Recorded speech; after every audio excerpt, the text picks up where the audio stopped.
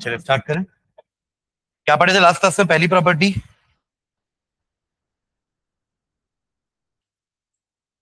Atomic radius पढ़े थे ना?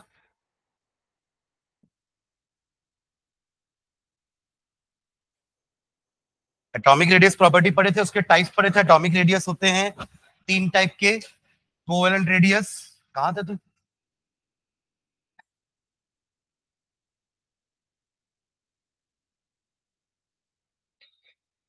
ऐसा क्या मार्केट करने गया था तू?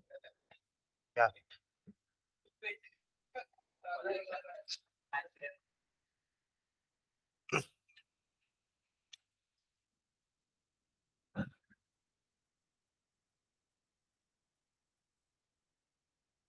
तो तीन टाइप के रेडियस पढ़े थे, कोवेलेंट, वॉन्डरवॉल्स एंड मेटालिक, है ना? वहीं अपन ने मेटालिक बॉन्ड को भी डिफाइन किया था कि मेटल आयंस यानी कर्नल्स और इलेक्ट्रॉन के बीच के फोर्स ऑफ अट्रैक्शन को हम क्या बोल रहे हैं? मेटालिक बॉन्ड, जो उनको बाइंड किए हुए है एक साथ। वरना दो मेटल कैटायन तो आपस में रिपेल होकर के अलग हो जाते, बट ऐसा हो नहीं रहा है बिकॉज बीच बीच में इलेक्ट्रॉन्स भी हैं।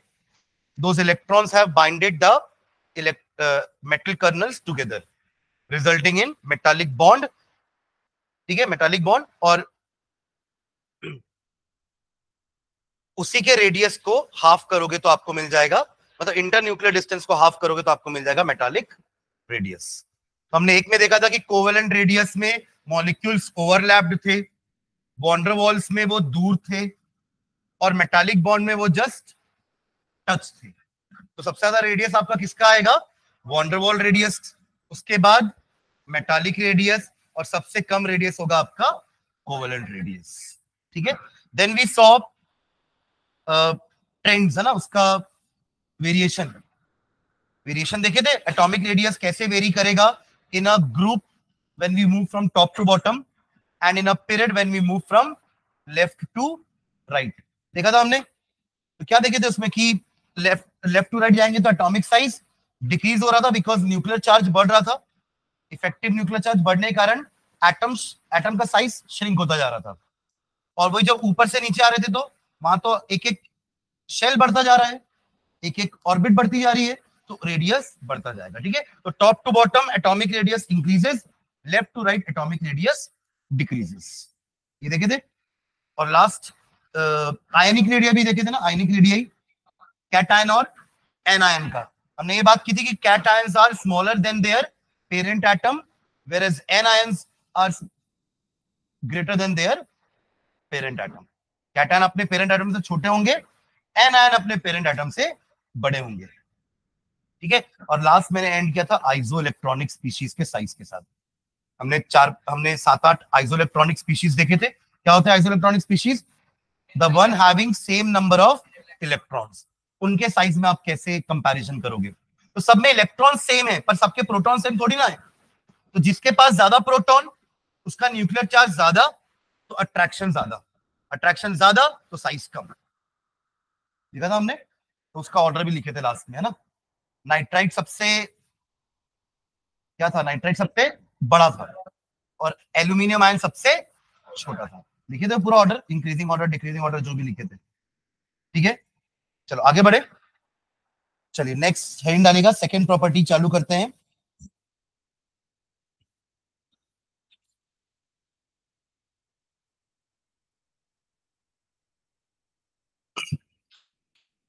जो भी नंबरिंग आपने एटॉमिक रेडियस को दी होगी उसके आगे बढ़ाएंगे नंबर, है ना। अगली प्रॉपर्टी पढ़ने वाले अपन, लिखेंगे आयनाइजेशन एंथैल्पी। आयनाइजेशन एंथैल्पी श्रीमय का आया था ना, कब तक देगा वो?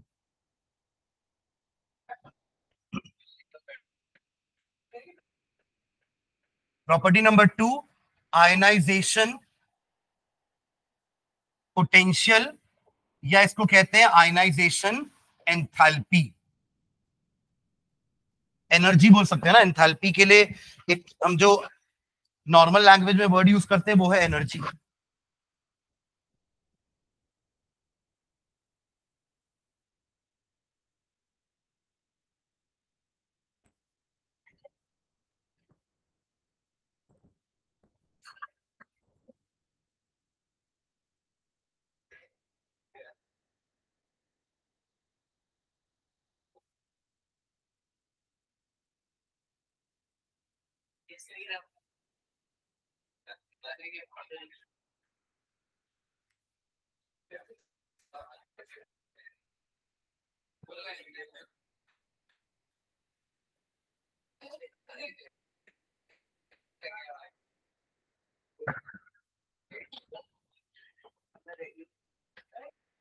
हाँ चलिए, आयनाइजेशन एंथैल्पी डिफाइन करते हैं, इसको लिखेगा डेफिनेशन।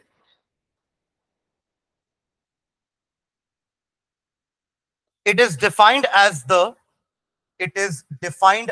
द आयनाइजेशन एंथैल्पी का डेफिनेशन लिख रहे हैं। It is defined as the minimum amount of energy. It is defined as the minimum amount of energy required. Energy में अंडरलाइन मारना और रिक्वायर्ड में अंडरलाइन मारना। ये amount of energy required to remove the most loosely bounded electron,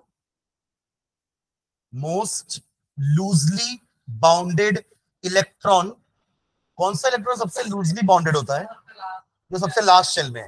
देखिए nucleus यहां पर है, अगर न्यूक्लियस सेंटर में, तो पहला शेल तो उसके बहुत पास है, दूसरा शेल थोड़ा दूर है, तीसरा शेल और दूर है, सबसे लास्ट शेल जो होगा, मान लो उस एटम के पास 4 शेल है, तो जो आखिरी शेल का इलेक्ट्रॉन होगा वो सबसे लूजली बॉन्डेड है। इससे सबसे टाइटली बॉन्डेड कौन होगा? पहले शेल का, उसके बाद थोड़ा सा कम दूसरे का, फिर थोड़ा सा कम तीसरे का, सबसे कम आखिरी वाले का। तो ये इलेक्ट्रॉन को बाहर अगर निकलना है तो कोई एनर्जी हमें देनी पड़ेगी, और उसी एनर्जी को हम आयनाइजेशन एंथैल्पी बोलते हैं। समझ रहे क्या? देखो ऐसा तो नहीं कि आप बिल्कुल बॉन्डेड नहीं है कि आप ऐसे ही बाहर आ जाएगा, थोड़ा बहुत तो एनर्जी दोगे ना, तब तो इलेक्ट्रॉन बाहर आएगा। तो उसी एनर्जी को हम आयनाइजेशन एंथैल्पी बोलते हैं। समझ में आ रहा है क्या? तो एक बार रीड करना डेफिनेशन क्या लिखा आपने। It is defined as the minimum amount of energy. Minimum, क्योंकि इससे कम दोगे तो नहीं होगा, हाँ इससे ज्यादा में चलेगा बट इससे कम नहीं चाहिए, इसलिए मिनिमम वर्ड यूज कर रहे हैं, मैक्सिमम वर्ड यूज नहीं कर रहे हैं। It is the minimum amount of energy required to remove the most loosely bounded electron from an isolated gaseous atom. From an isolated atom से ना निकालोगे, from an isolated gaseous atom, so as to convert it into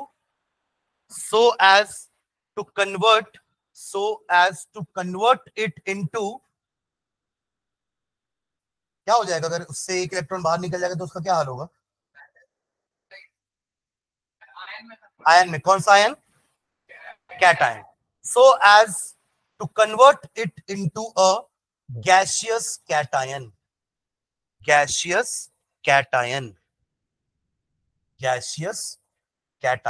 full stop.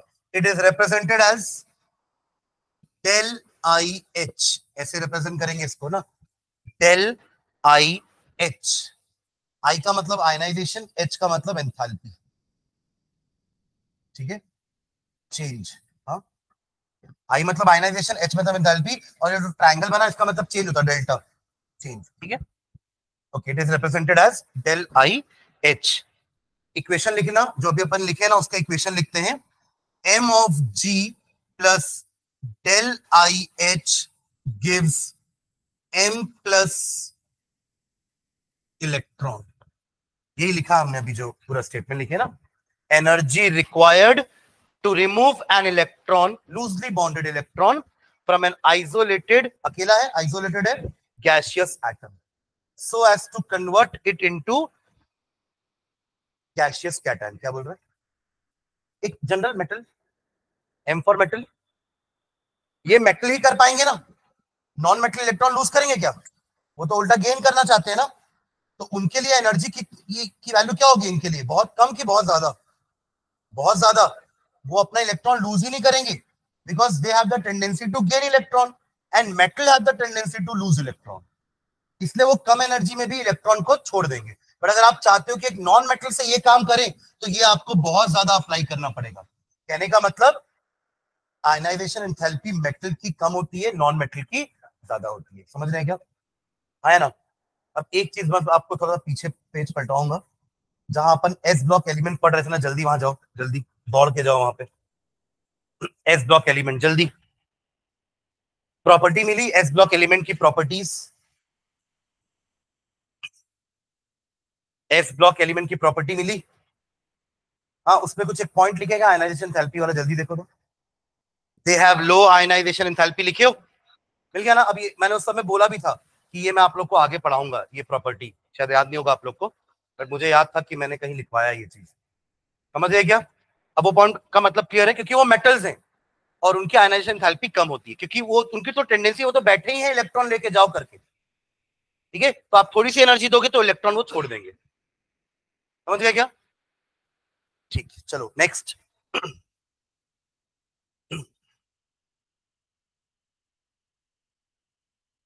Unit क्या होगी इसकी? Unit है ना, मतलब energy है ना, सेल्सियस, जूल्स। क्या होगी एनर्जी? जूल्स या किलो जूल्स। ठीक है, तो नीचे लिखेंगे unit, unit of ionisation enthalpy, unit of ionisation enthalpy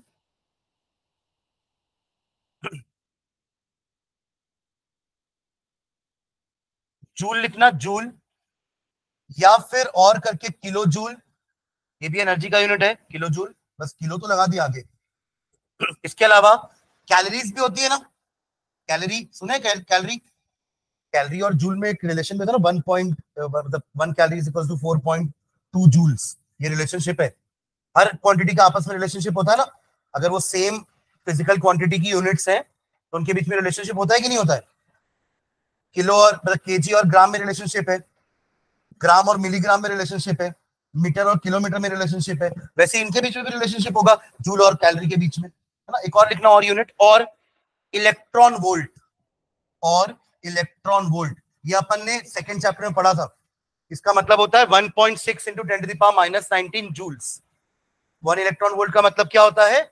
1.6 into 10⁻⁻19 joule. ये रिलेशनशिप है 1 इलेक्ट्रॉन वोल्ट और जूल के बीच में। ये अपन चैप्टर नंबर 2 पढ़ते वक्त मैंने बताया था, जब वहां पर अपन फोटो इलेक्ट्रिक इफेक्ट पढ़ रहे थे। इसको, ये पढ़ के आप लोगों को फोटो इलेक्ट्रिक इफेक्ट याद नहीं आ रहा थोड़ा सा भी? कितने लोग को याद आया? जो पढ़े थे उनको तो याद आना चाहिए ना भाई। ऐसे लाइट आ रही थी और लाइट आकर के मेटल के ऊपर स्ट्राइक करी थी, तो कौन निकल रहा था?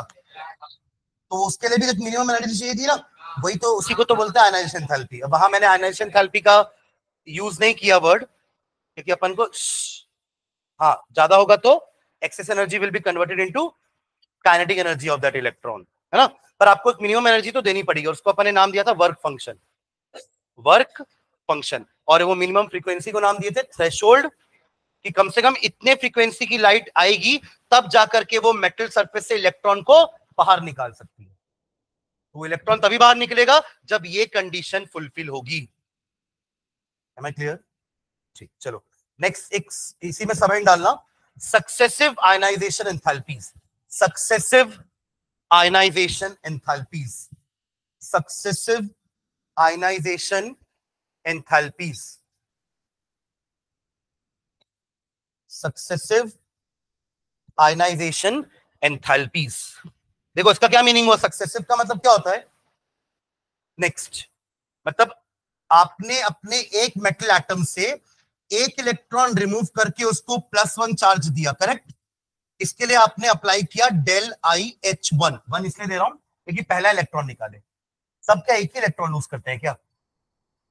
सोडियम 1 करता है, मैग्नीशियम 2 करता है, एल्यूमिनियम 3 करता है, तो उसको तो 3 बार एनर्जी देनी पड़ेगी ना एक एक इलेक्ट्रॉन को बाहर करने के लिए। मतलब एक एनर्जी, एक इलेक्ट्रॉन को बाहर करने के लिए डेल आई एच वन दिए। अब अगला इलेक्ट्रॉन आपको बाहर निकालना है इससे, तब जाके ये ऐसा बनेगा, हाँ या ना। तब यहां देंगे डेल आई एच टू, और इसी से तीसरा भी निकालोगे अगर, तो M2 प्लस से और एनर्जी दे करके आप एक और इलेक्ट्रॉन निकालोगे, तब जाकर के होगा वो M3 प्लस। अगर मुझे M3 प्लस निकालना है तो एक के बाद एक आपको आयनाइजेशन एंथैल्पीज देनी पड़ेगी, एनर्जी देनी पड़ेगी, तब जाके इलेक्ट्रॉन्स निकलेंगे, हाँ या ना। अब मेरा क्वेश्चन है इन तीनों के बीच में वैल्यूज में क्या रिलेशनशिप होगा?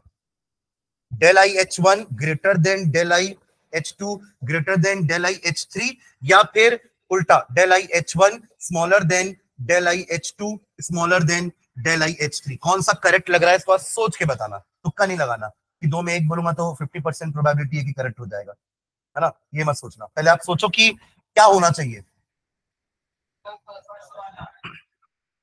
कितने लोग बोल रहे हैं फर्स्ट वाला? बाकी लोग सेकंड वाला बोल रहे हैं बाय डिफॉल्ट। ऐसा ऐसा थोड़ा होता है, या तो ये होगा या तो 50-50 कैसे हो सकता है?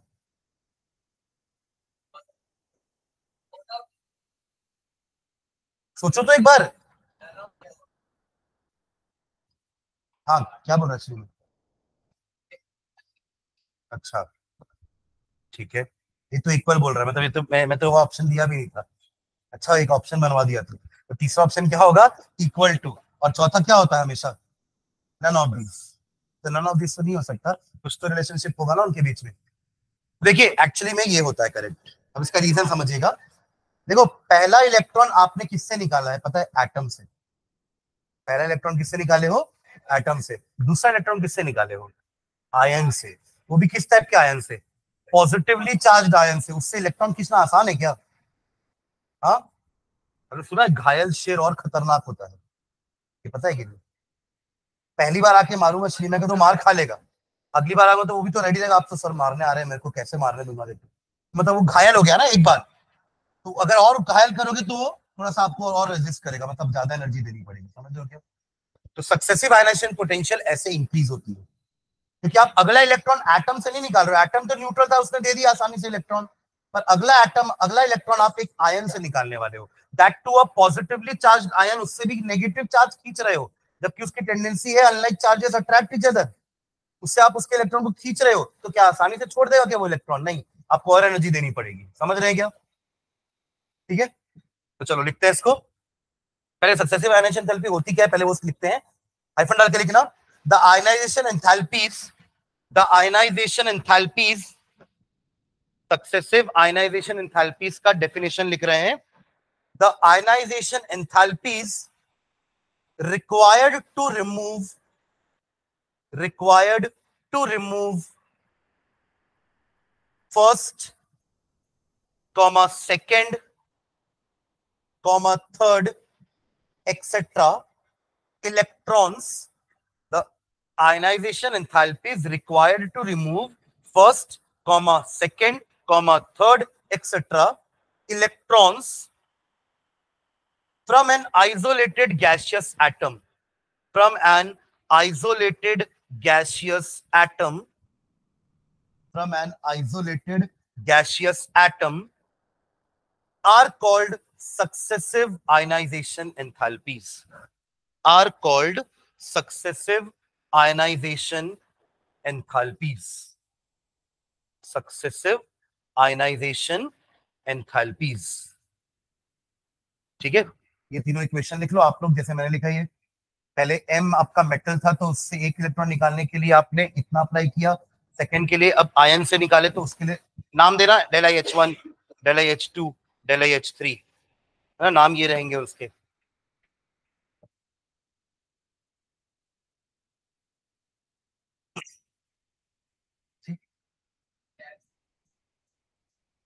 गैस से ही क्यों निकल रहा है?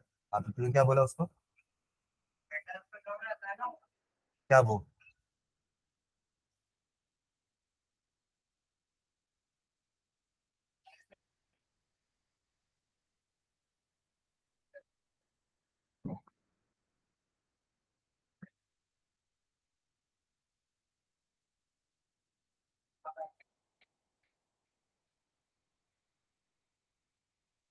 देखिए तीनों क्वेश्चन, ये सब लिखना del I H one H two H three, है ना?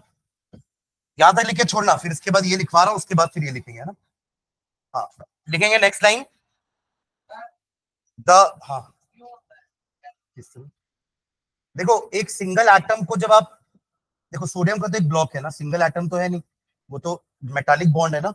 वो तो सब सारे एटम बॉन्डेड थे एक दूसरे से, सारे मेटल में यही होगा, मेटालिक बॉन्ड से बॉन्डेड होगे। तो आप सिंगल एटम को पहले अलग करने के लिए उसको हीट करोगे, है ना। तो अल्टीमेटली जब वो निकलेगा ना तो वो वेपराइज यानी कि गैसियस फॉर्म में निकलेगा, सिंगल एटम। हाँ, हम गैसियस एटम से ही इलेक्ट्रॉन को बाहर निकालते हैं, ठीक है। हाँ चलिए, लिखना है इसमें हाँ, the order of the order of the order of successive ionization enthalpies, the order of successive ionization enthalpies can be written as the order of successive ionization enthalpies can be written as, ये second वाला लिखना है ना, first वाला मत लिखना। del I H1 less than del I H2, sorry हाँ, less than del H2 del I H3 सबसे बड़ा, या इसको उल्टा लिखोगे तो del I H3 greater than del I H2 greater than del I H1, ठीक है। इसका रीजन भी लिखते थे नीचे, नीचे लिखेंगे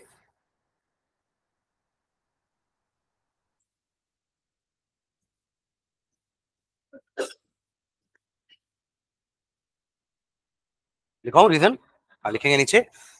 this is because this is because this is because when one electron has been removed, this is because when one electron has been removed from the neutral gaseous atom, ये न्यूट्रल लिख रहे हैं इसके आगे है ना, from neutral gaseous atom, comma, the positively charged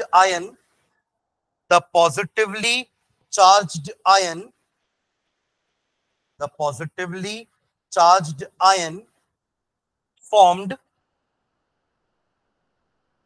has one electron less than the number of protons, has one electron less than the number of protons, ठीक है, फुल स्टॉप। तो इससे तो नेट न्यूक्लियर चार्ज बढ़ गया ना, पहले जितने प्रोटॉन थे उन्होंने लेट से 11 इलेक्ट्रॉन को पकड़ के रखा था, अब एक निकलने के बाद उन्होंने ही 10 को पकड़ा है, तो थोड़ा अट्रैक्शन फोर्स बढ़ जाएगा ना पर इलेक्ट्रॉन, ठीक है। इसलिए बोल रहे हैं कि पॉजिटिव वाले से इलेक्ट्रॉन को निकालना और मुश्किल हो जाएगा, ठीक है। हाँ, क्या लिखे, number of protons in the nucleus, full stop. As a result the electrostatic attraction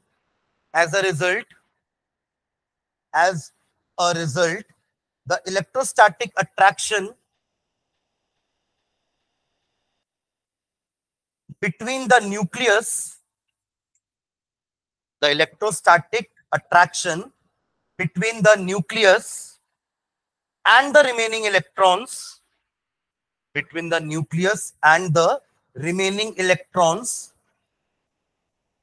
in the cation increases.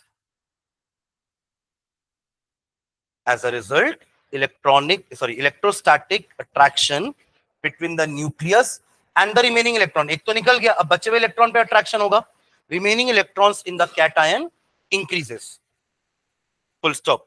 In other words, the positive ion holds, the positive ion holds its remaining electrons,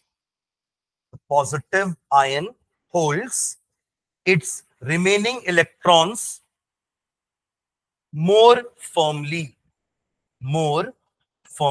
यानी more tightly, है ना, और ज्यादा grip strong हो गया, क्योंकि एक तो कम हो गया, अब अपन को एक कम को अट्रैक्ट करना है, तो प्रोटॉन तो उतने ही है, तो अट्रैक्शन बढ़ जाएगा, ठीक है। चलिए नेक्स्ट इसका वेरिएशन देखते हैं, जैसे अपन ने एटॉमिक रेडियस का वेरिएशन देखा ना। वेरिएशन देखने से पहले कुछ फैक्टर्स भी देखते हैं, पहले फैक्टर्स लिखते हैं, चलिए लिखिएगा, फैक्टर्स अफेक्टिंग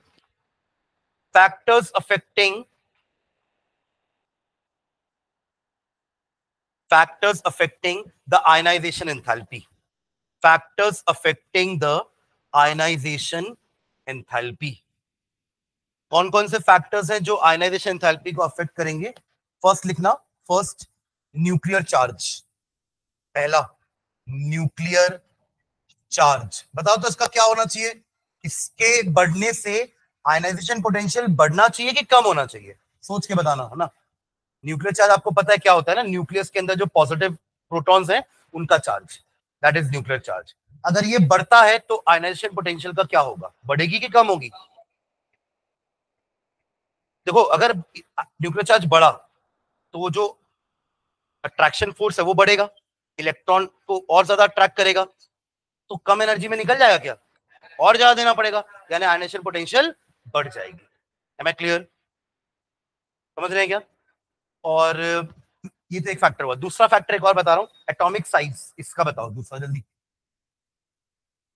सोच के बताओ, एटॉमिक साइज से क्या होने वाला है? मतलब चलो मैं बता देता हूँ कि एटॉमिक साइज कर क्या रहे हैं। एटॉमिक साइज भी बढ़ा रहे हैं। अब बताओ।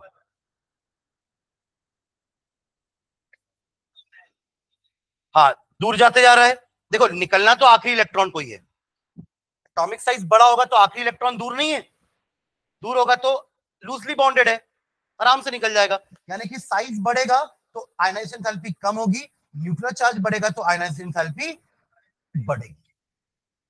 तो अब आप बता सकते हो क्या variation top to bottom, left to right? जल्दी बताओ। टॉप टू बॉटम में क्या होता है? साइज बढ़ता है तो आयनाइजेशन एंथैल्पी कम होगी, और लेफ्ट टू राइट में न्यूक्लियर चार्ज बढ़ रहा है, आयनाइजेशन एंथैल्पी बढ़ेगी। मैंने कल कहा भी था ना कि अगर एक प्रॉपर्टी टॉप टू बॉटम में इंक्रीज होती है तो लेफ्ट टू राइट में डिक्रीज होती है। देखो, टॉप टू बॉटम में ये डिक्रीज हुई है, टॉप टू बॉटम में डिक्रीज हुई है ना, तो लेफ्ट टू राइट में इंक्रीज हो जाएगी। वहां वही एटॉमिक साइज के साथ भी तो ये हो रहा था, टॉप टू बॉटम में इंक्रीज हो रहा था एटॉमिक साइज, और लेफ्ट टू राइट में डिक्रीज हो रहा था एटॉमिक साइज। क्लियर है क्या ये दो फैक्टर? एटॉमिक साइज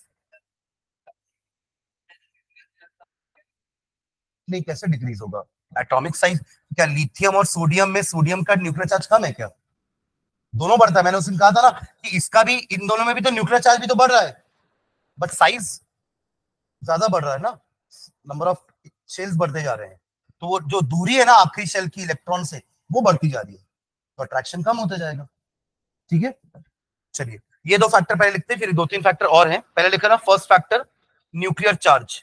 देखिए, फर्स्ट न्यूक्लियर चार्ज, पहला फैक्टर जिसमें आपका आयनाइजेशन पोटेंशियल डिपेंड करता है, न्यूक्लियर चार्ज। हाइफन डाल के लिखेंगे, the ionization enthalpy increases, the ionization enthalpy increases with increase in nuclear charge. The ionization enthalpy increases with increase in nuclear charge.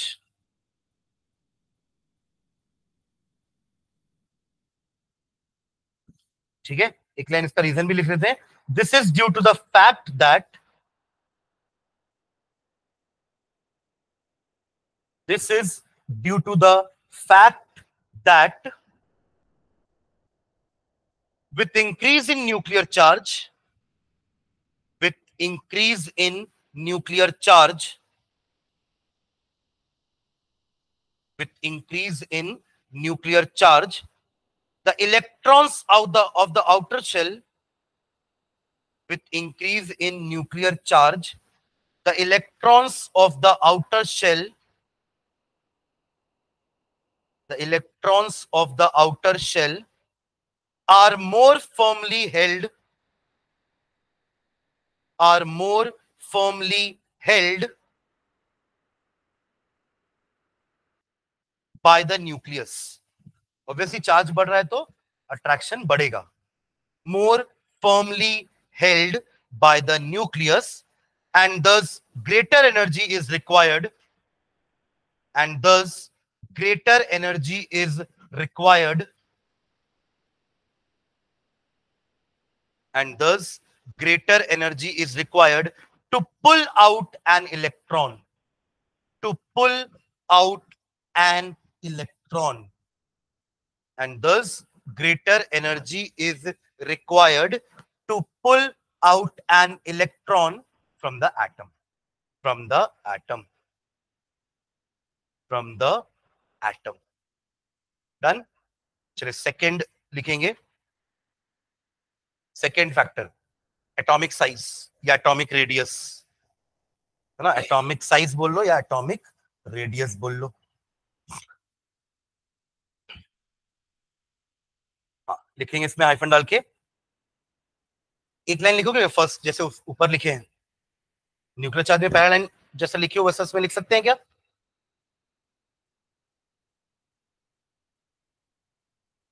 हाँ हाँ, तो आयनाइजेशन एंथैल्पी डिक्रीजेस, तो लिखो ना उसको, लाइन में लिख दो पूरा। आयनाइजेशन पोटेंशियल, अरे उसको पढ़ के लिखो ना, decreases with increase in atomic size. Ionization enthalpy decreases as the atomic size increases. Atomic size increases. Ionization enthalpy decreases as the atomic size increases. ठीक है ना, वहां भी तो फर्स्ट लाइन ये लिखे थे, बट वहां पे क्या था, इंक्रीजेस, न्यूक्लियर चार्ज बढ़ाओगे तो आयनाइजेशन पोटेंशियल बढ़ेगा, बट यहां साइज बढ़ाओगे तो आयनाइजेशन पोटेंशियल डिक्रीज होगा। ठीक है, रीजन भी लिख लेते हैं, full stop. As the distance of the outer electron, as the distance of the outer electron, as the distance of the outer electrons from the nucleus, as the distance of the outer electrons from the nucleus, यहां क्या word आएगा, increases की decreases? Increases with increase in atomic radius, increases with increase in atomic radius, समझ के लिखना, comma, the attractive force,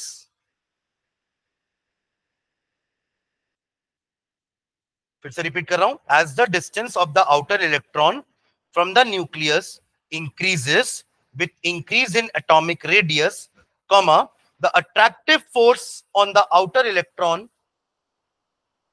the attractive force on the outer electrons, अब यहां क्या आएगा, डिक्रीजेस, दूरी बढ़ती जा रही है ना, तो खिंचाव कम होता जाएगा, समझ रहे हैं क्या? और अगर खिंचाव कम हो रहा है तो कम एनर्जी देके बाहर आ जाएगा, तो आयनाइजेशन पोटेंशियल डिक्रीजेस। ठीक है, तो एक लाइन और लिख दो उसको, क्या लिखे, attractive force on the outer electron decreases, full stop. As a result, as a result, as a result, outer electrons are held, as a result, outer electrons are held, outer electrons are held less firmly, वहां more firmly लिखे थे, है ना, यहां less firmly, outer electrons are held less firmly and hence lesser amount of energy, वहां लिखे थे greater amount of energy, and hence lesser amount of energy is required, is required to knock them out, to knock them out, उनको बाहर निकालने के लिए। Pull out भी लिख सकते हो, पीछे ऊपर पुल आउट लिखे थे ना, to pull out an electron, यहां भी वही लिख सकते थे। ठीक है, to knock them out.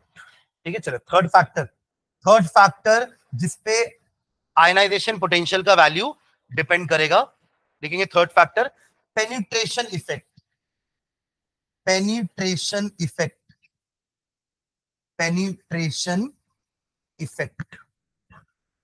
Penetrate मतलब समझते हैं ना, कितना अंदर है, ठीक है, कितना बाहर है, अंदर है बहुत ज्यादा तो अपन बोलेंगे पेनिट्रेशन ज्यादा है, बाहर है ज्यादा तो अपन बोलेंगे पेनिट्रेशन कम है। ठीक है, देखेंगे इसमें आइफन डाल के, ionization enthalpy increases, ionization enthalpy increases,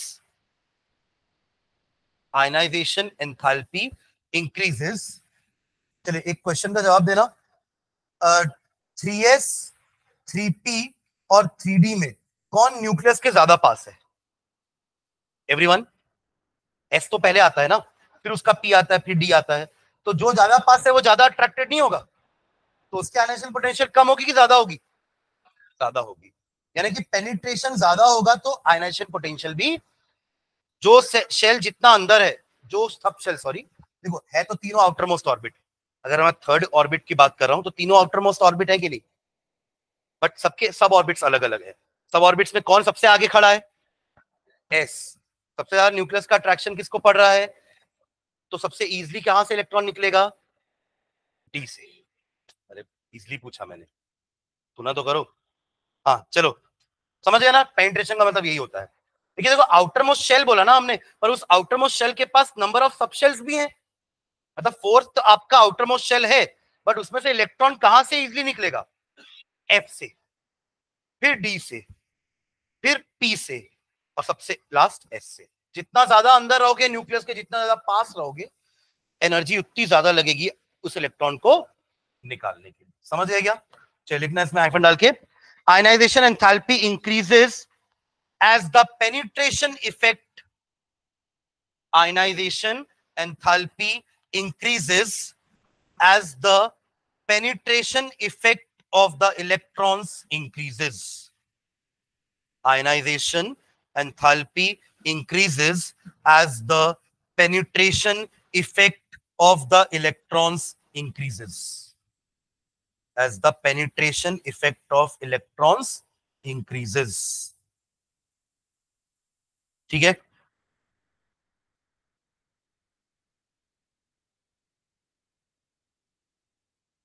full stop. In other words, s electrons of any shell, हर शेल के पास s इलेक्ट्रॉन है या नहीं, हर के पास p है, 1 के पास नहीं है ना, 2 के पास तो है, 3 के पास भी है, 4 के पास भी है, हर के पास d नहीं है, 1 2 के पास नहीं है, और f 1 2 3 के पास नहीं है। ठीक है, ओके। तो इन other words, s electrons of any shell are more penetrating,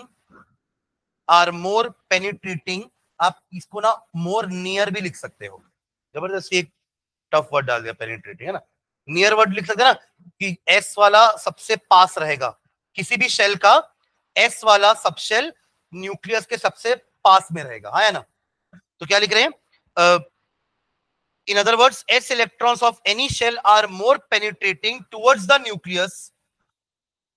nucleus than p electrons of the same shell, then p electrons of the same shell, then p electrons of the same shell, full stop. Thus within the same shell, thus within the same shell, thus within the same shell, the penetration effect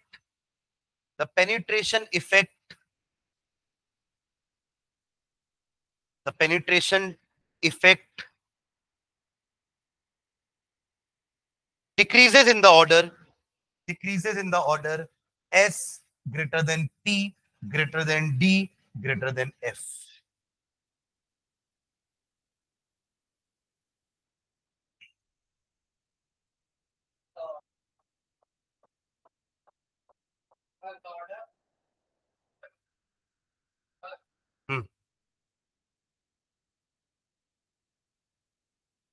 ठीक है, accordingly next line में, accordingly ionization enthalpy, ये तो हमने उनका penetration का लिखा है ना, जितना ज्यादा अंदर रहेंगे उतना ज्यादा इलेक्ट्रॉन को एनर्जी देना पड़ेगा निकालने के लिए।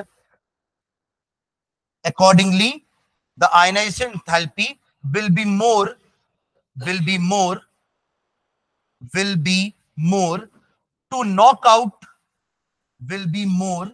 to knock out a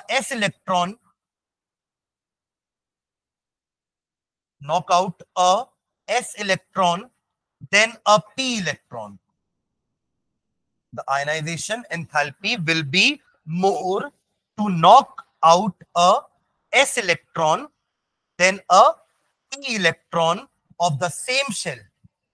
दोनों ही 3 को बिलोंग कर रहे हैं, let's say, of the same shell, which in turn will be more, p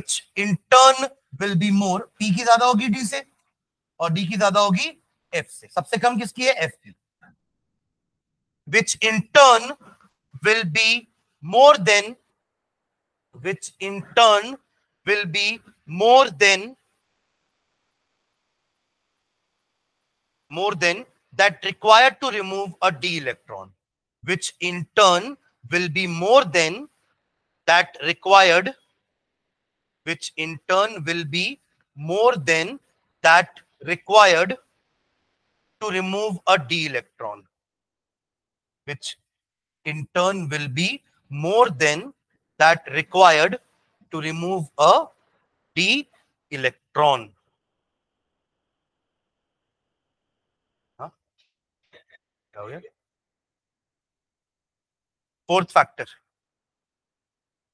fourth factor लिखेंगे शील्डिंग इफेक्ट, शील्डिंग SHIELDING,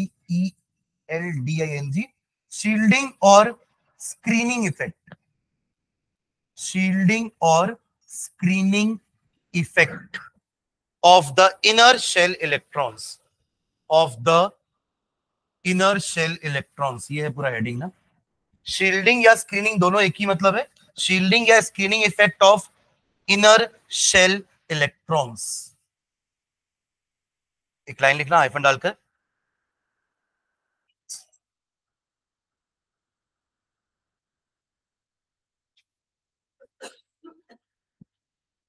ठीक है। as the shielding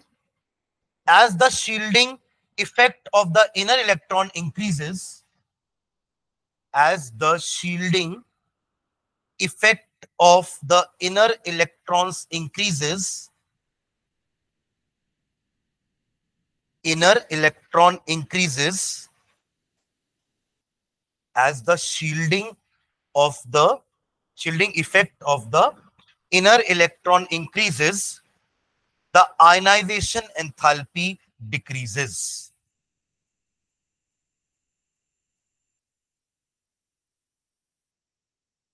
Electrons in the valence, sorry, क्या लिखिए?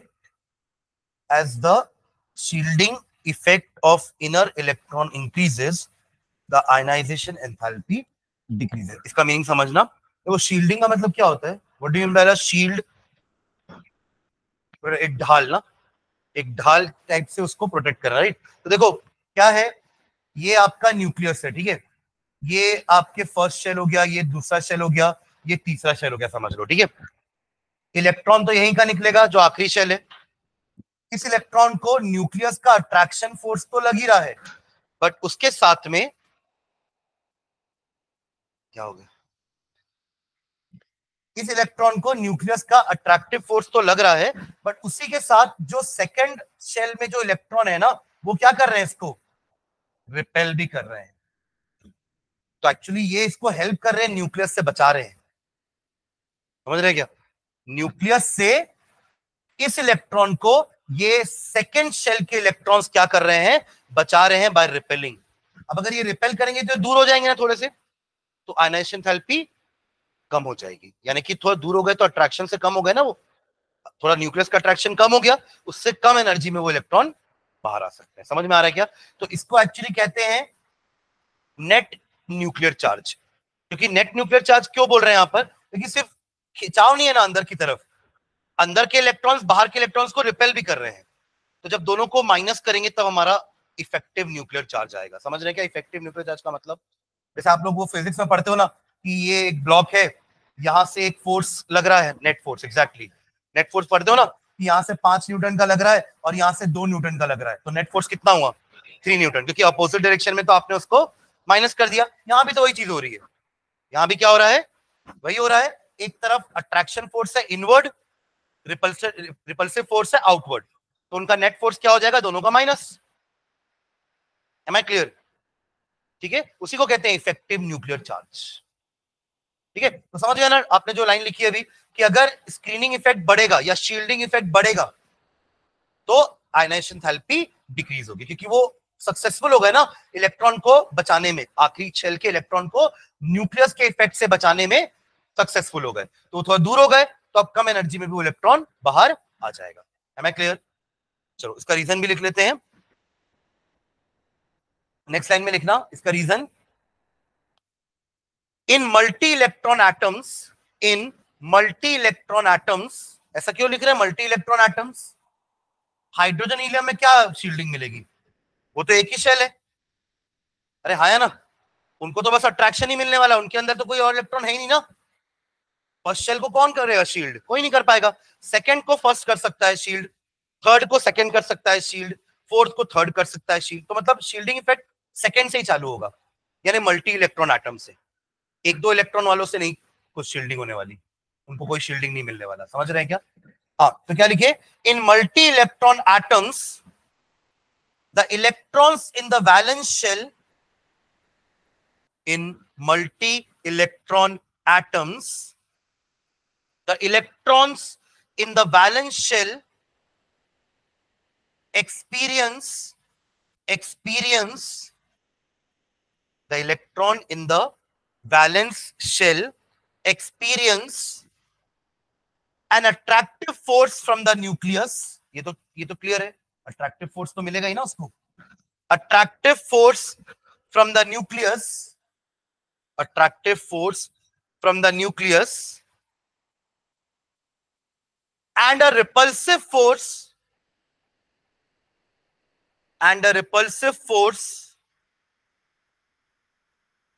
किससे? वही लिख दे ऐसे ऐसे करके। Repulsive force from the electron, कौन से इलेक्ट्रॉन? Of inner shells. हाँ लिखो, repulsive force from the electrons in the inner shell.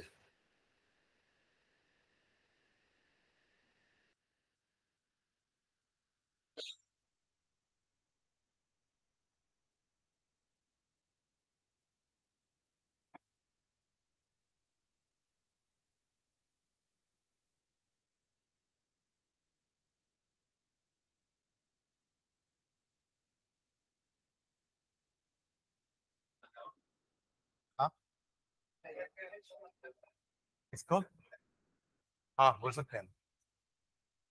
हाँ चलो, हो गया क्या? क्या लिखे?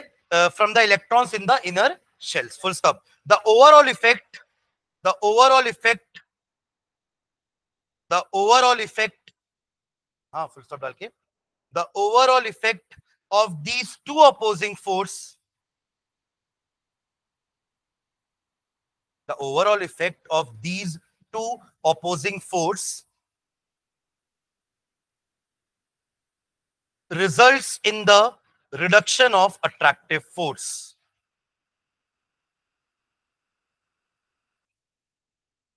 result in the reduction of attractive force। सही लिख रहे हैं? अगर ये रिपल्सिव फोर्स नहीं होता तो पूरा का पूरा अट्रैक्शन लगता ना न्यूक्लियस का। आप ये समझिए कि न्यूक्लियस अपने फुल पावर से उसको खींच नहीं पा रहा है, क्योंकि अंदर वाले उसको बाहर भी धक्का दे रहे हैं। तो ओवरऑल न्यूक्लियर चार्ज या न्यूक्लियर फोर्स क्या हो गया? अट्रैक्टिव फोर्स रिड्यूस हो गया। समझ रहे हैं क्या?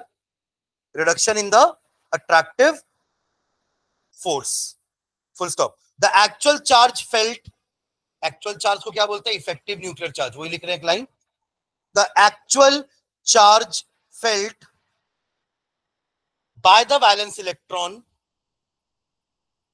the actual charge felt by the valence electron is called effective nuclear charge, is called effective nuclear charge।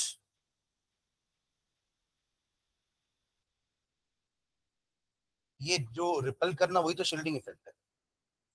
ये शील्डिंग इफेक्ट के कारण ही तो ओवरऑल न्यूक्लियर चार्ज कम हो गया ना, जिसके कारण एंथैल्पी डिक्रीज हो गई। ठीक है, हाँ क्या लिख रहे हैं? The charge, the actual charge felt by the valence shell electron is called effective nuclear charge. ठीक है, समझ गया? मतलब जैसे जैसे अंदर के इलेक्ट्रॉन्स फिल होते जाएंगे ना, आप सोचिए 3D इलेक्ट्रॉन्स भराते ना 4s के बाद, याद है? पहले कौन भराता है? 4s। पहले 4s भराता है ना, लिखते हैं अपन बाद में भले 4s को है, पर पहले भराता कौन है? 4s है। तो 4s के वो दो इलेक्ट्रॉन जो भर गए ना, उनको ये 3D इलेक्ट्रॉन्स शील्ड करेंगे। कैसे? उसके बाद कौन भराएंगे? 3D इलेक्ट्रॉन भराएगा, फिर एक भराया, फिर दो भराया, 5 हुआ, 6 हुआ, 7, यहाँ इलेक्ट्रॉन बढ़ते जा रहे हैं ना। तो उनका शील्डिंग इफेक्ट बढ़ता जाएगा।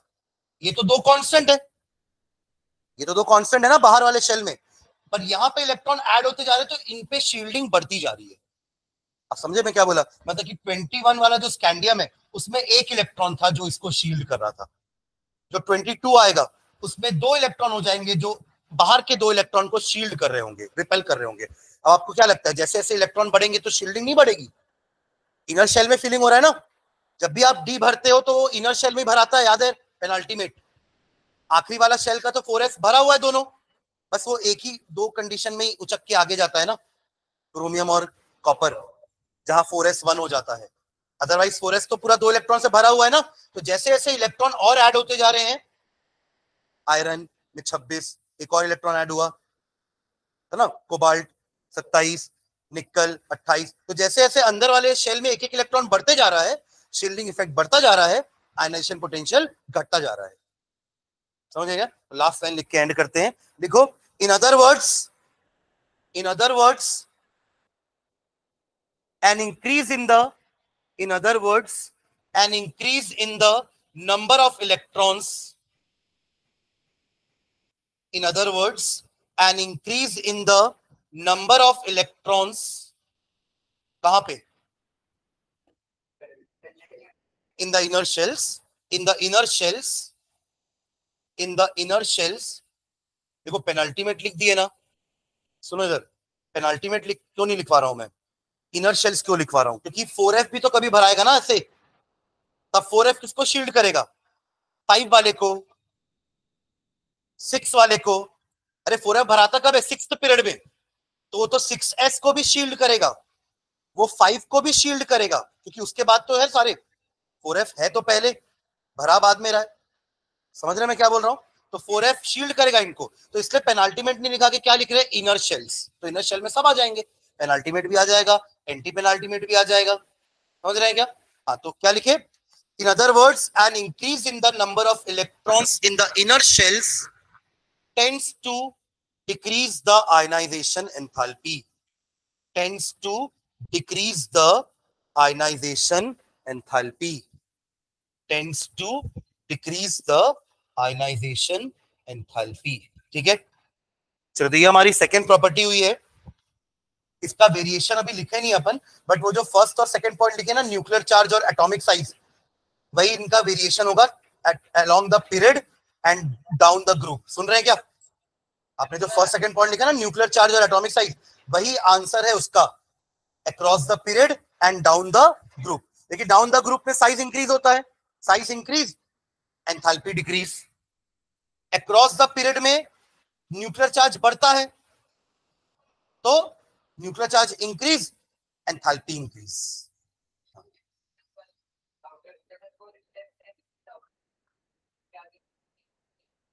आउटर में उसको करेंगे ना, मतलब देखो 4f जो है वो 5d और 6s को करने की कोशिश करेगा, बट उसका भी तो रिपल्शन 6s थोड़ा दूर हो जाएगा ना। अब सोचो 4f यहाँ है, 5d यहाँ है और 6s और दूर है, तो वो इसको कर पाएगा, हो सकता है 6s को ना कर पाए, रिपेल दूर है ना थोड़ा सा। ठीक है, चलिए थैंक यू।